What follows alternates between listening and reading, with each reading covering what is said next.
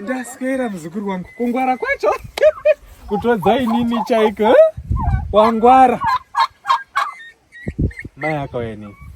Neresi nemafuta. Koshuka. Akaena. Anaweni kapechi. Akaena. Watodzai nini? Alright mwanangu. Handitika babari. Oh.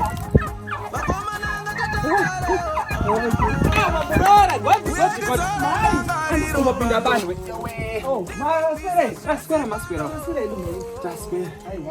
Yo, takanaka. Pakanaka ndakazwa kuti makabva town ndizo.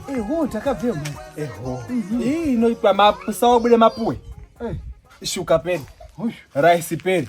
Kabada peri matemba aya makandipa peri.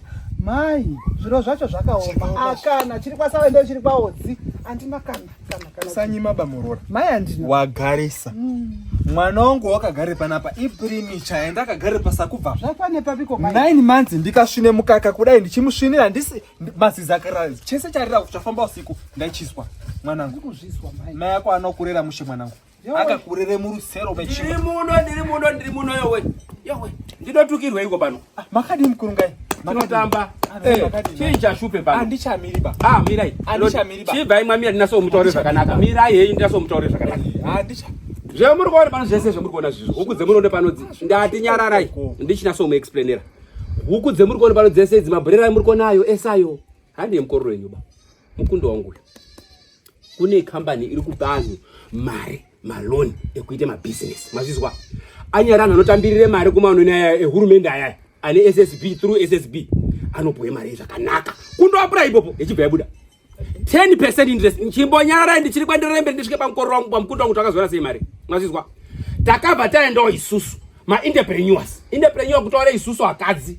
Isusu anoita mabasa emaoko, anyari kuchengeta mabhurera, anyari kutengesa musika, masauya nekuatengesa. Nyararai. Akadzi ese. Unozi mukadzi wese. Zvamakandoita muri mukadzi. Mukandoenda ikwe mukandoapuraya. Gari ndite mari nyopa yako. Sosha ndataura baba. Ndinotaura nemwe kuti munasozwisisa. Kuti handi mukoro wenyu vari tichengete panapa. Mazvizwa? I-business charo tiri kuita ngemaoko edu aya saakadzi. Namba yawo ndiri kumutumira manje mandiri masvikomba. Sinambosvika ikwe bandi zvozvandata. Mandachoka macho. Munzvedza pinda. Marizwa inozi Go Getter Financial Services. Company yo. Go Getter Financial Services. Go Getter Financial Services. Chiripo ripocho. Uchindo apply. Waiti kutaura kara. Matozvizwa. Munatsonze mareo wasvike padzimba dzangu. Dini?